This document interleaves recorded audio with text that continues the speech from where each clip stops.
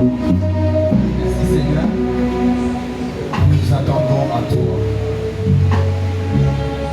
Merci parce qu'au travers de ta parole, oh mon Dieu, mon roi, tu relèves, oh mon Dieu, tu redresses. Tu relances aussi, mon Dieu de gloire. Au travers de ta parole, oh Seigneur, tu transformes. Nous sommes à la montagne, oh Dieu de gloire. Nous avons choisi la bonne part. Parce que nous voulons, oh mon Dieu, être au sommet de cette montagne pour te rencontrer. Et lorsque nous allons redescendre, oh mon Dieu, de cette montagne, oh Seigneur, que nos visages, oh mon Dieu, soient éblouis, que nos visages, oh mon Dieu, qui est des étincelles, qui est des éclats, oh Dieu de gloire, des signes qui montrent, oh mon Dieu, que nous t'avons rencontré.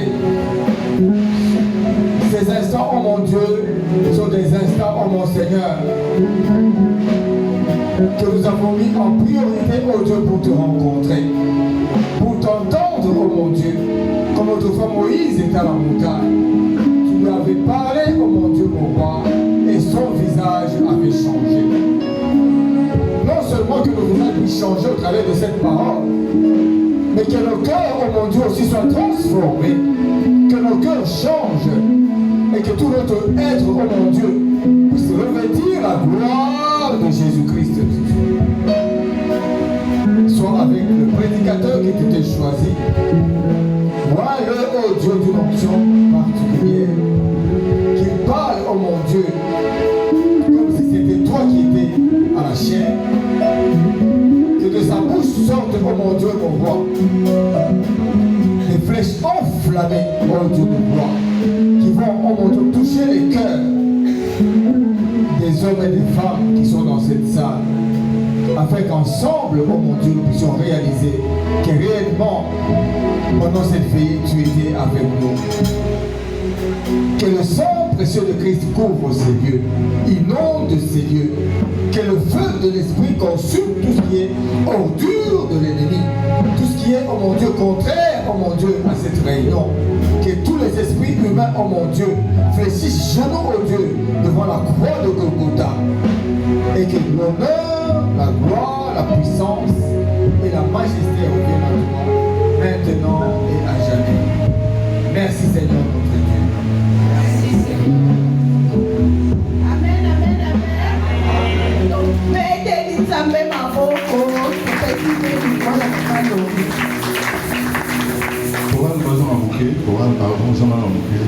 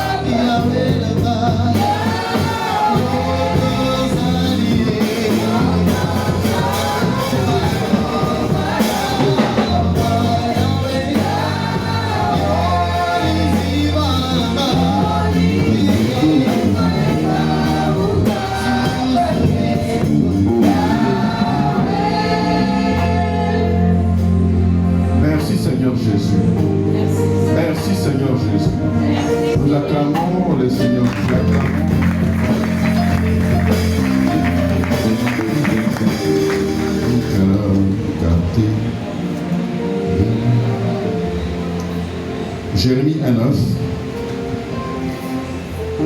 Puis l'Éternel étendit sa main et toucha ma bouche. Et l'Éternel me dit, voici, je mets mes paroles dans ta bouche. On a Jérémie 1:9. Zamba lobi. Jérémie lobi Zamba a simbi monokolae alobi na tie malobalanga kati ya monokolayo. Wana nde losambo nanga pona tango oyo. Oyo te maloba oyo nga na kobimisa awa ezala ya Yahweh. Et puis ça est fait au nom de Amen. Donc on a ici 2 Rois 7, 1 à 2. 2 Rois 7, 1 à 2. La passage Oyo, Élisée, Alobi, au moment où la crise à Wanamboka. Crise makasi, on va appeler ça la makasi, vraiment crise. Mais à l'objet du verset 1, écoutez la parole de l'Éternel, ainsi par l'Éternel, demain, à 7 heures, on aura une mesure de fleur de farine pour un cycle et 2 mesures d'orge pour un cycle à la porte de Samarie. Ce qu'il y aura officier à roi, l'officier sur la main duquel s'appuyait le roi répondit à l'homme de Dieu, quand l'Éternel ferait des fenêtres au ciel, pareille chose arriverait-elle? Élisée lui dit, tu le verras de tes yeux, mais tu n'en mangeras point. Alléluia. Nalobi. Alléluia. Amen. Natama yolokoyekuna la te pardon. Malobe rubima awa. La lobby est en Zambé et vous en avez fait. Ce qui peut lobby à des ressarts et plantés. Comment on appelle un mot de on n'a pas quand on sous. Les lobby dans des gros. On n'a pas dit ça y est mis. Loba na condiment. Nandimi. Na kola la te. Na kola la te. Amen. C'est que le passage de l'émission clair les lots, déjà la marque 7. 31 à 34.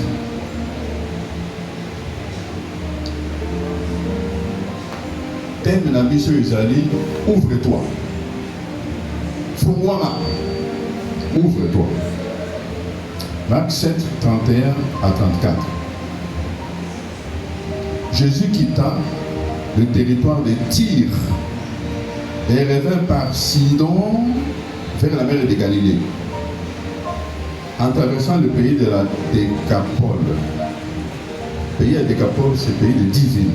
Verset 32. On lui amena un sourd qui avait de la difficulté à parler, et on le pria de lui imposer les mains. Verset 33. Il est pris à part, loin de la foule. Loin de la foule. Et il lui mit les doigts dans ses oreilles et lui toucha la langue avec sa propre salive. Puis levant les yeux au ciel, il soupira et il dit, Ephata, c'est-à-dire ouvre-toi. Verset 35. Aussitôt ses oreilles s'ouvrirent, sa langue se délia et il parla très bien. Acclamons la parole du Seigneur. Acclamons bien la parole du Seigneur.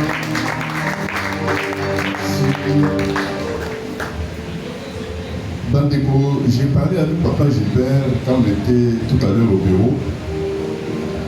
Et puis, Mokolomoko, naïa ou dimanche, on a ensemble là. La côte à bureau, on a 10 heures, on a ensemble là. Mais pas souvent. C'est que la fenêtre natale, on a moni, Jeep Moko et les Bossouana. Au dimanche, tout le monde est à la Rawa, il y a l'église Les Semeurs, ils sont les Semeurs. Jeep Moko était là. Bon, comme toutes les voitures là.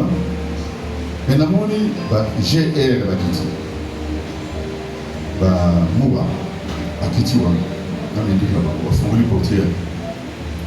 Maman m'a dit Kiti. Et maman simple, hein, à qui c'est maman, tout le monde est à côté à l'éculte. Là, on a caillé parfois la semaine, mais il y a là-bas, j'ai bon, dans la fenêtre, là, au centre de la voiture, m'a filmé, il y a Moulaï. Tout le monde va quitter, on va en civil. Il y a la portière, c'est son rôle. Tout le monde va quitter, tout le monde va accompagner la porte à côté. On dit, ah, encore un mot comme ça. Après, tout le monde est à partir de là. Il y a un policier, à côté.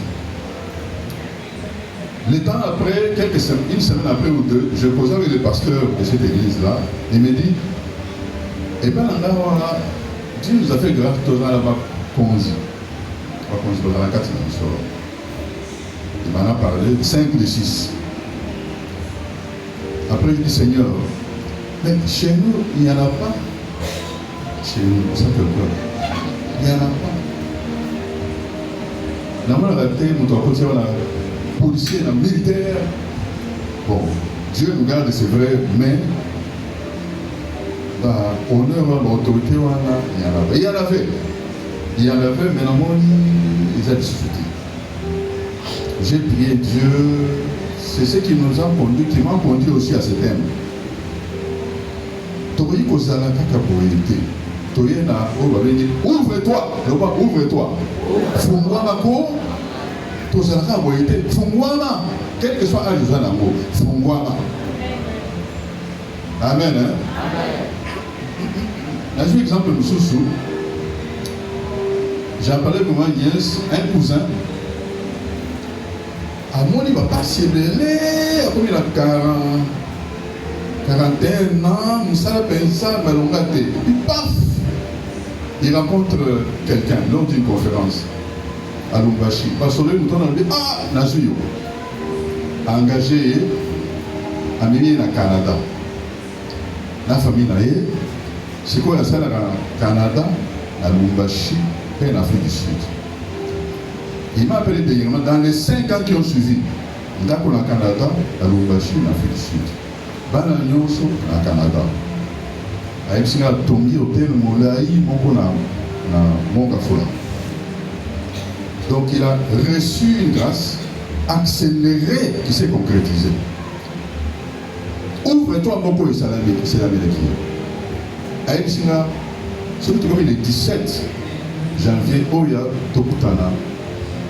Dans l'hôtel Landa, à Tinga Image, 8 étages. Mais tout ça en 7 ou 8 ans. Ce côté, on va monter à Simbi quelque part. Mais à l'objet, à côté qui retraite dans le monastère de Lumbashi, dans Kobima, à conférence, on a beaucoup de temps, on a échangé. Alléluia. C'est un peu ce qui est arrivé à cet homme. Azak Naïwana, Balobi, Moutouana, ce n'est pas lui qui est allé à Jésus. On a amené cet homme à Jésus. Balobi à Jésus, tiens-les ma beau. Il faut que ça va bien. Bakosungayo, ane oyo, aucun de ces cas, ma pompe, il va Amen. Donc vous allez bombo, Amen. Vous allez mutumongo, au coup d'un mutumo, vous allez yaka toke, kuna bakosimba yo. Tant que l'homme n'entendait pas, ne parlait pas, il ne pouvait pas parler des brebis à Jésus. Il y a pour le battre. Tiens les babous. Alléluia. Déjà, le dit, la salle va te donner. Mais Yaka. Amener musique dans la foule. En secret, seul à seul. C'est ce qui va arriver. Et ça, ma camboya, yo moko ensemble. Moutouana a quitté, Adouta quitté. Il a eu la foi que je vais aller, je ne vais pas rester. Je pars là où Jésus m'amène. Je ne sais pas où, mais c'est sûr que c'est pour mon bien. Amen. Je crois si on te le fait, maintenant toi-même tu vas refuser. Parce que Jésus a pris sa salive. sali. Bon, Jésus savait ce qu'il faisait. Atiema, Isapinamato. Ce sont les doigts du Créateur. Je crée de nouveau des oreilles. Je crée de nouvelles langues, ta langue qui peut parler. Et puis, elle dit, ouvre-toi. Paf. Afungwane. Afungwane. C'est ça le thème d'aujourd'hui. Ouvre-toi. Le roi, ouvre-toi. Le roi, nous commençons à haut 3. 1, 2, 3. Alors, le roi, c'était. Le roi, commençons à haut 3. 1, 2, 3. Ah, mais non, qui régit dans la tête. Non, qui peut rentrer, qui peut. Pour répondre. 1, 2, 3. À haut 3. Et puis, on dit, et je dis, ouvre-toi. Allons-y. 1, 2, 3. Il y a des bébés dans le monde, ils ont mis dans ma toile pour que vous Amen. C'est ça. Donc, Toya Wapona, ouvre-toi. Dieu a dit, je marcherai moi-même, je te donnerai du repos. Oui. N'est-ce pas moi du repos? Et puis, va prospérer. Oui. Bon, mais ça, alors, convalescence. Convalescence, c'est que au Bénaki, au commis malin, non, ils ont dit accélération, accélération, accélération, accélération. Maintenant, on va prendre accélération. Accélération, accélération, accélération. Ouvre-toi à l'accélération, accélération, accélération. Au nom de Ephata. Attention, Ephata, il a Ephrata. Ephrata, il a là. Jésus est né où? Il est né à. Vous voyez, Jésus est né où? À Bethléem. Comme on a dit, Moussou Fizali, Ephrata. Non, ne confondons pas Ephrata et Ephata. Ephata, c'est ouvre-toi. Ephata, P-H, bien double F. Donc, Ephata. Ephata, on a un certain ordre spécial de restauration. C'est un ordre irrésistible. Moi, je ne sais pas Jésus.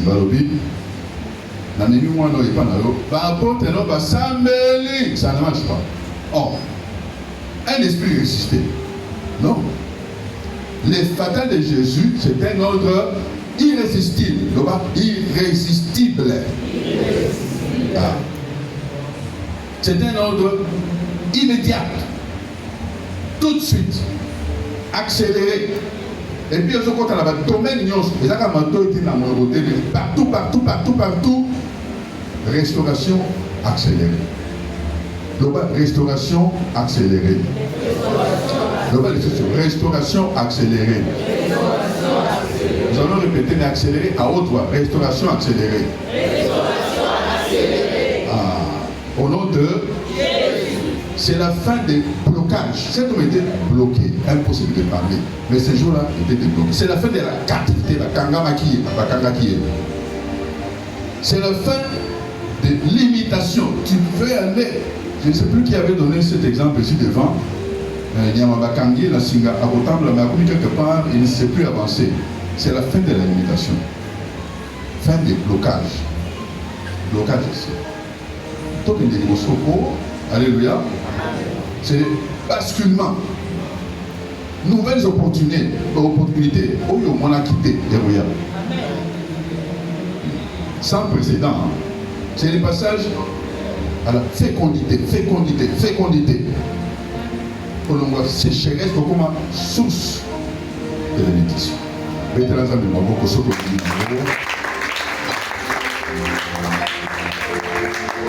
Je viens pour quand même une nouvelle saison. Saison de grâce. Saison de restauration. Restauration immédiate. Restauration accélérée. Restauration pour chacun de nous. Restauration pour toi. Une nouvelle saison. Saison de restauration accélérée.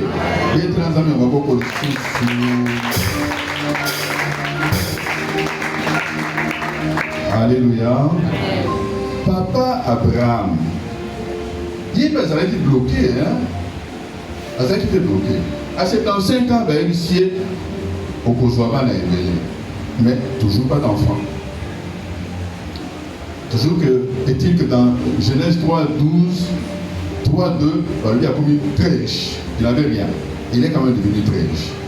Mais dans Genèse 15, à 85 ans, ça veut dire, Bima, compte les étoiles. Ça sera comme ça, beaucoup d'enfants, mais toujours pas d'enfants. Genèse 17, 99 ans, Dieu lui apparaît, lui change le nom. Vous êtes sur Abraham, tu as commis Abraham, mais toujours pas d'enfants. Et dans Genèse 18,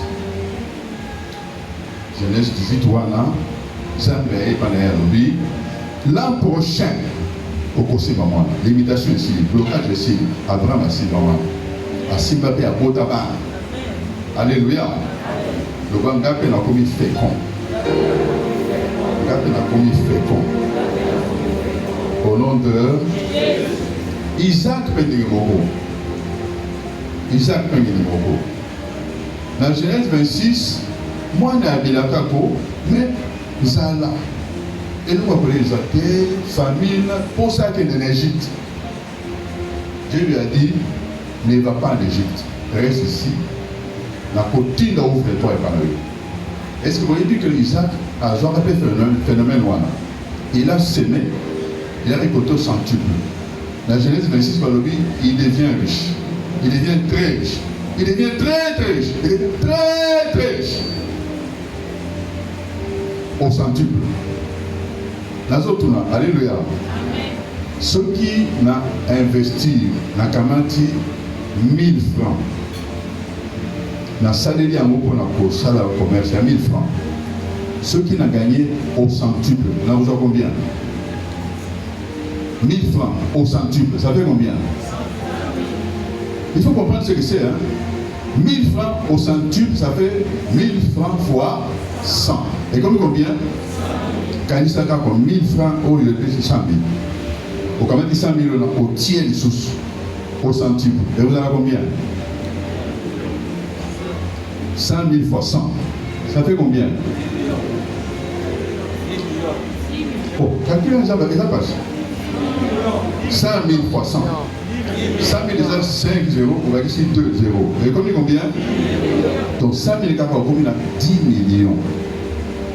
C'est une manifestation accélérée. Alors, on dit 110 millions à tiers de sources. Et combien? À calculer comme compliqué. Hein? Mais il allait comme ça, il devient riche, riche, très riche, très riche, très riche. Et ça, bon, cette fois-ci, c'est comme ça pour toi maintenant, que cela s'attache à toi maintenant, que ce ne soit plus la même chose, que c'est pour toi maintenant, saisis cette chose-là. Dis, j'ai saisi, le bas, j'ai saisi, le bas, j'ai saisi, je prends, je reçois, je crois, je reçois, au nom de Jésus.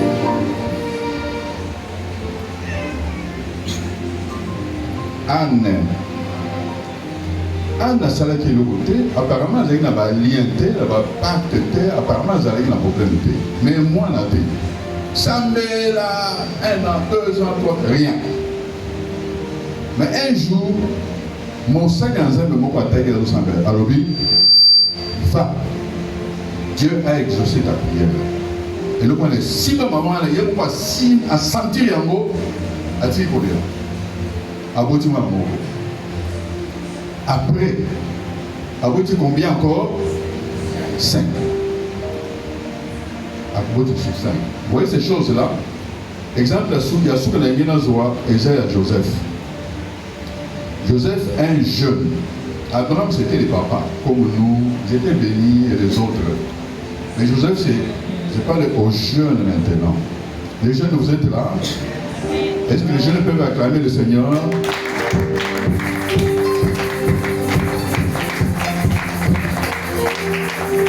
Vous êtes sous jeune terre. Tant mieux, vous êtes bon, j'ai recommencé. Les jeunes acclament le Seigneur.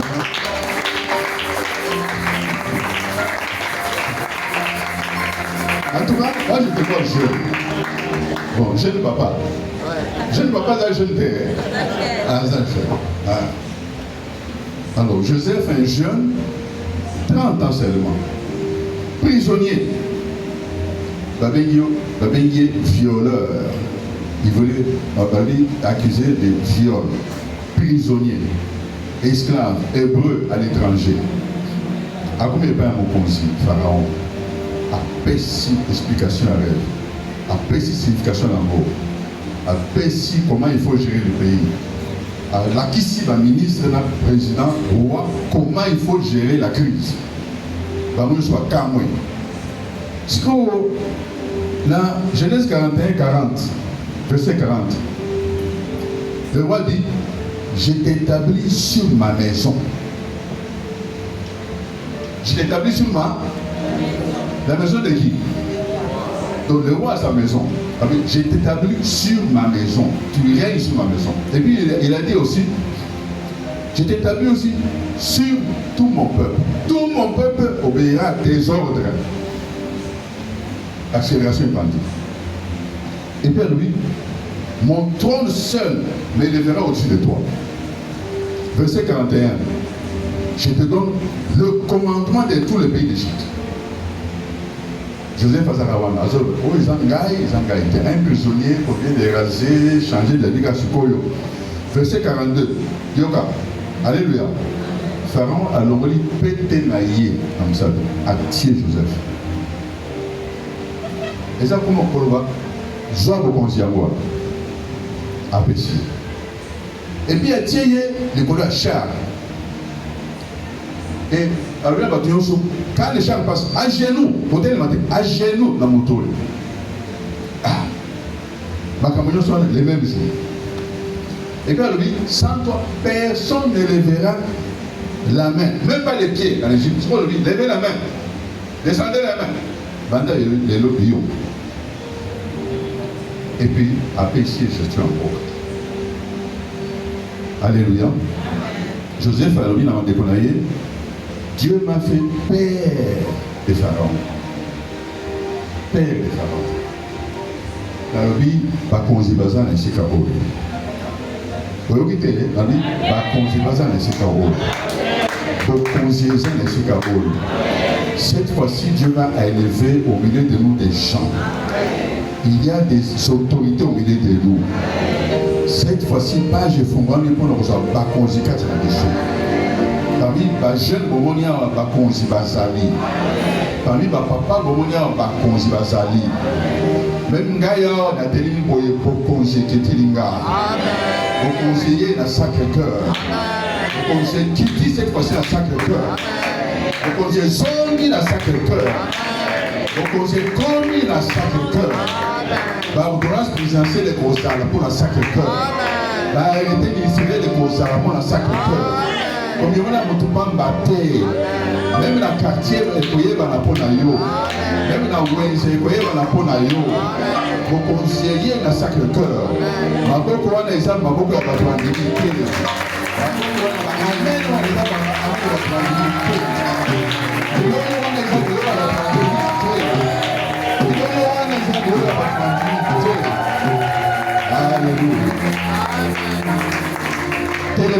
Télémanant, ce que vous avez dit, Jésus peut toucher Mato, Mono, Mabo, Makol, Zoto Nayo, Esprit Nayo, Âme Nayo, a touché. Quand on a permis, Talaye, Miso Pokamama. Vision, on peut quitter vision, vision, ils allaient courir. C'est une personne pour ça, là, aux hommes, on a ma caméra, vision, ils allaient courir. Dans la vie, cet esprit agit au milieu de nous, ouvre des visions et des révélations au milieu de nous. Nous sommes des charismatiques. Tu touches les mains de quelqu'un, tu touches les pieds de quelqu'un, tu brises les blocages, tu lis les voleurs qui viennent pour voler, tuer et détruire. Les blocages tombent. Nazomona bakaka moko ekwei na maboko. Bakaka ekwei na maboko. Nazomona pe ba plume. Ezali na maboko mopepe longo yango ba plume. Ba masala. Regarde bien, le Seigneur est en train d'agir, de te toucher. Touche la tête. Bongo Maël n'a biso comme un yasika. Touche minoko na biso. On l'appelle prophétie. Kati na biso. Zambe loba. Pe kati na biso. Loba pe kati na biso. La kisa moko na biso. Banani bakosimba ye bakomema ye pa Jésus. Mbula oyo. Kasi kitisa kati na biso likolo ya moko na moko, ouvre-toi. Ndeko iseko ozali, ouvre-toi. Kozali ndeko ozali kite, ouvre-toi. Bina esika bakangi yo. Bina na bisika okangami. Longo na blocage. Otika lisusu wana te, ozokende siko musika, ozokende siko musika, okende musika, oteli siko, oza kodekole, décollage accéléré.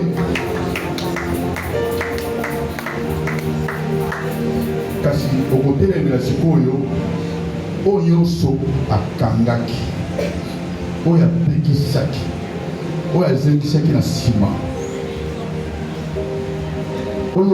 Celui qui avait limité, celui qui t'a tenu en captivité, Azan a droit à penser à la terre. Jésus est né, le Sauveur est là. Emmanuel, Dieu est avec nous. Au côté, mais mon Dieu a bloqué Yowana. Au côté, le ménager, regardez, chassez-les, le roi, maintenant ma main casse.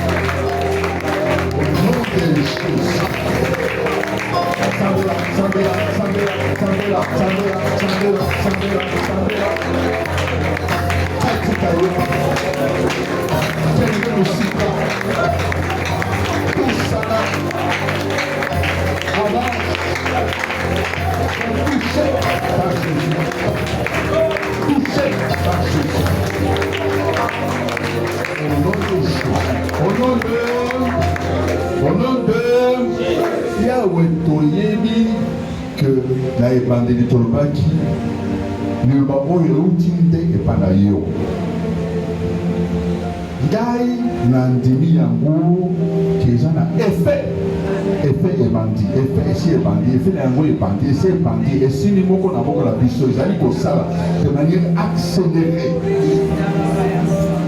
C'est un ordre irrésistible. Ouvre-toi. Ouvre-toi. Ouvre-toi. Au nom de Jésus. Makassi. Au nom de Jésus. Au nom de Makassi. Au nom de Jésus. Oui, tu l'as dit, Makassi.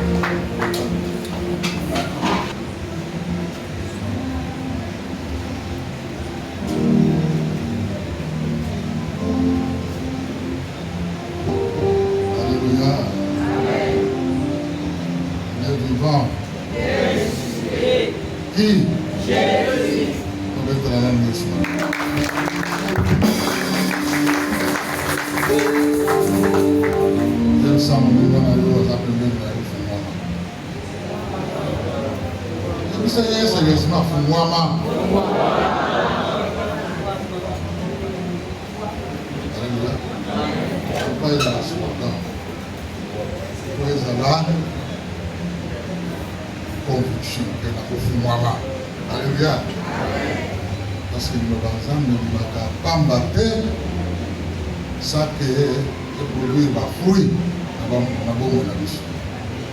Alléluia. Nani alingi Sacré-Cœur atombola mosala. Bamosusu balingaka Sacré-Cœur te. Alléluia. Parce que soki olingaka Sacré-Cœur te, olingi kaka bénédiction oyo oza kozwa na Sacré-Cœur, okobenga yo nani? Oza lokola mercenaire. Alléluia. Je vais avoir moi le bamboli, mais il ne va pas oublier en beauté. Alléluia. Mais photo de Nini, Sacré-Cœur. Alléluia. Tous les ans, makambo moko pamba ya côté de depuis un certain temps, nous sommes sortis. On a un projet dans le mission. Vous voyez, il y a un projet à Nini. Il y a Nini. Il y a Kotonga. Alléluia. Là, nous avons dit que Alléluia. Ah, nous sommes allés à Tokanda. Quand on est tous à la Havana, des fois, on a j'ai dit, tout ça, on a télé, est-ce que c'est autre chose que la mission de la Congo? Alors, pour là, nous sommes convaincus, nous avons la conviction, nous avons la foi. Et nous sommes, il faut tout le monde avoir tout que les mission. Alléluia. Alors, depuis un certain temps, tout le monde qui nous a alingaki ke mutu nyonso a participé à la construction du temple de biso. Alléluia. Mutu nyonso.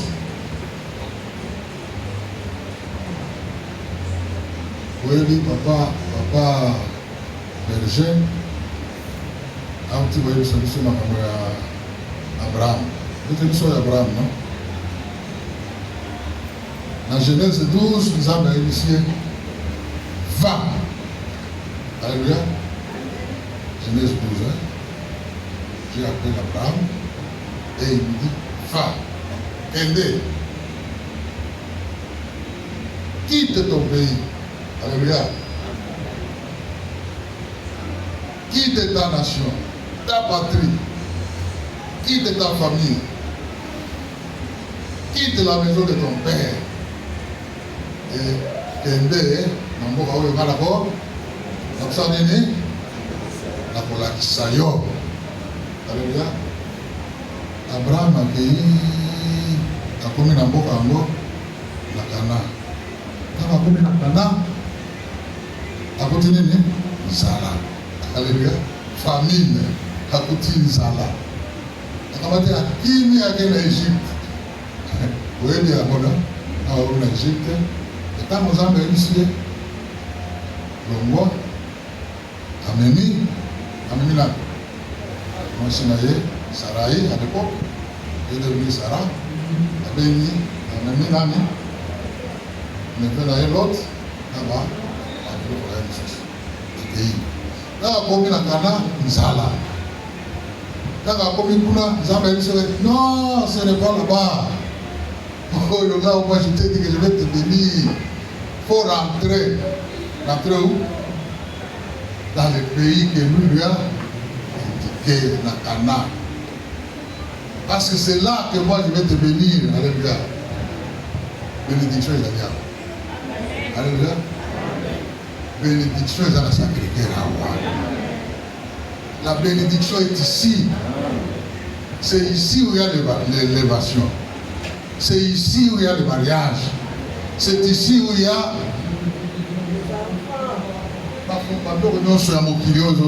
que ce soit des bénédictions spirituelles. On dit pardon. Zonga. Alléluia. Oyakenda. Zongawa, c'est ici. Vous savez, dès que vous allez avoir, tout ce que nous avons, et nous avons. Alléluia. Bana, toujours avoir. Toujours avoir. Bamisala, toujours avoir. Ba élévation, toujours avoir. Alléluia. Papa, bien, moi-même. Alléluia. Ba élévation, la sacrée. Ce que tu peux sentir dans le temps, comment on a c'était marié ici, tu as les enfants ici, c'est ici la bénédiction. Alléluia. La bénédiction est ici. Les gens placent toujours sur terre. Pour la ligne de la terre. Alléluia. Quand il y a les autres, il toque, c'est ce qui m'a mis. On y a qu'à mourir. Alléluia. Alors, nous voulons expérimenter étape sous. Pour tous les bons. Parce qu'on ne peut pas servir Dieu. Every ensemble, étape la bombe. Ce n'est pas un sujet tabou. Alléluia. Parce que exemple, Jésus-Christ lui-même, il a récupéré la caisse. Alléluia. Là, pour abandonner ou garder la caisse. Judas, c'était son nom maternel. C'était l'oncle de Marie. Alléluia. C'était son oncle. Vous voyez par là. Judas, c'était l'oncle de Jésus. Malgré ce qu'il a fait, mais c'était son oncle maternel. Donc, on a dit, alléluia. Donc, si Jésus avait besoin d'argent pour accomplir son ministère, la plus forte raison du son, ce que dans l'argent, pour construire son temple. Alléluia. Pour construire son temple. Alors, c'est pourquoi nous allons expérimenter phase de source. La fois passée, là, il y a une phase, le temps, on va tout prier, tout le monde est là, tous avoir des directives ensemble. Au moment opportun, vous voyez le nom, l'opération à notre ça. À part ce que nous faisons, nous, ici, tous alliés, à part ce que nous faisons, après ça, nous sommes en enveloppe chaque mois. Nous avons contribué à 100 $, à 1000 $, à 500, à 200, à 1 $, à 10 $. Maintenant, nous voulons expérimenter notre phase. Alléluia. Vous savez, vous voyez bien, Joseph d'Arimathée, vous voyez bien, c'était un disciple de Jésus.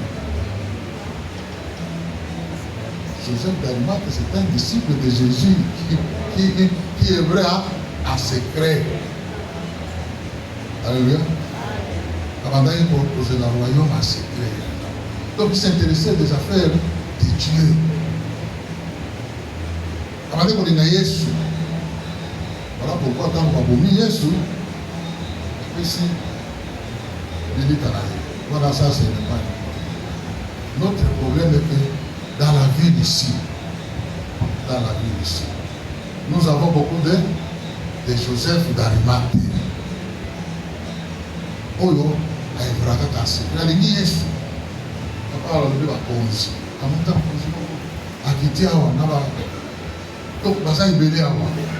Balinga a commis mon santé. Mais il faut aller vers eux. Alléluia. Il faut qu'on ait la batouana pour Balinga Yesu. Oh, Basa dit ça, Bissot. Alléluia. Basa dit ça, Bissot, comme Joseph d'Arimathée, alors que ça, il est allé à Sika, pour dans le monde. Donc, Basa est belé. Donc, voilà pourquoi nous allons expérimenter une autre opération. On peut faire ça sur l'enveloppe. Là-bas, la lettre, la demande des amis. Nous allons nous déployer. Alléluia. Donc, pour contacter la source à part nous. Alléluia. On va aller voir Joseph d'Arimathée. Alléluia. Donc, on va mawa. Alléluia. On va mawa. Faut pas qu'on imagine. Alléluia. Faut pas qu'on imagine. Soki toza koyimana te soki mirmire eza te tondeta nanu malumu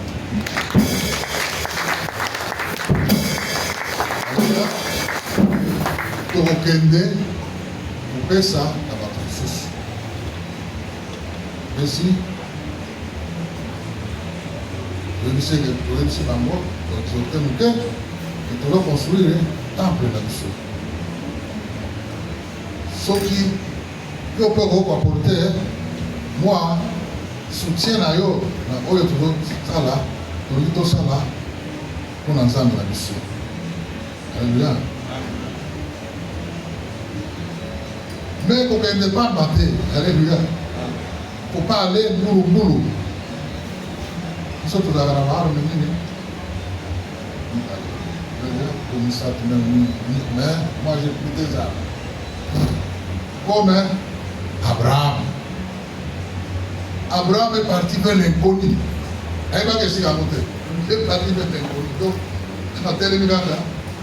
Il y a la montagne en Zambie. Il y a la montagne.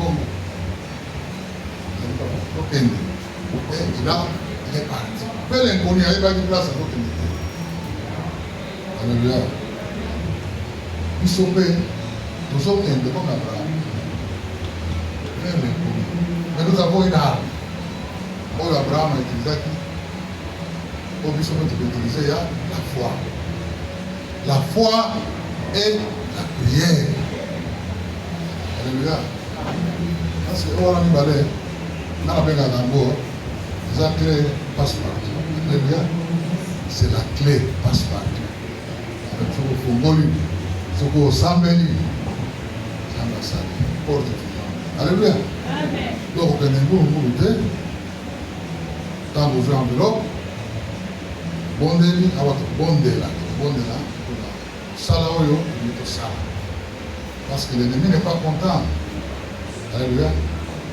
L'ennemi, on a toujours là, il a sous les jours, il va le taper, il va il y a d'autres secteurs. Alléluia. Nous ne pouvons pas les laisser nous vaincre. Donc, la foi et la prière. Et puis, l'obéissance. Alléluia. Il faut obéir. Ce que nous avons appris, c'est que salam, tout ça avec joie.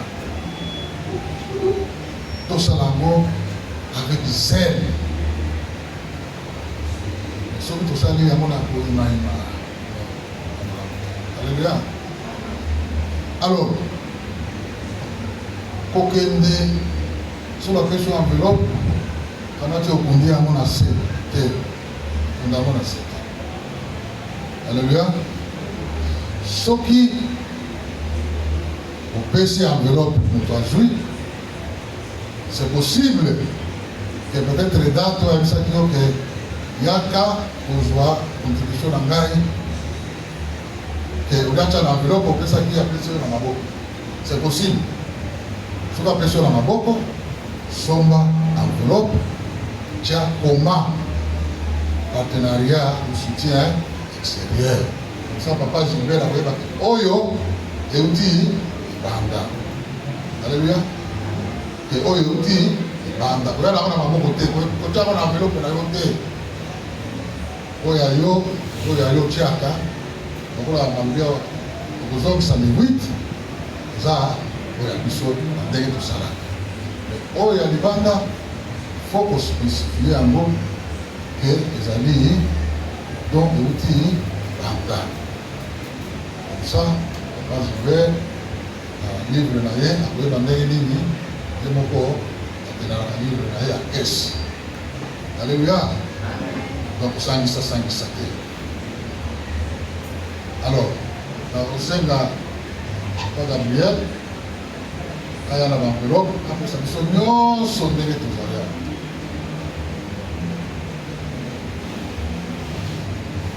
de la chorale Dans la méditation, mais c'est bon de voir l'enveloppe. Vous comprenez? Kaboula, après,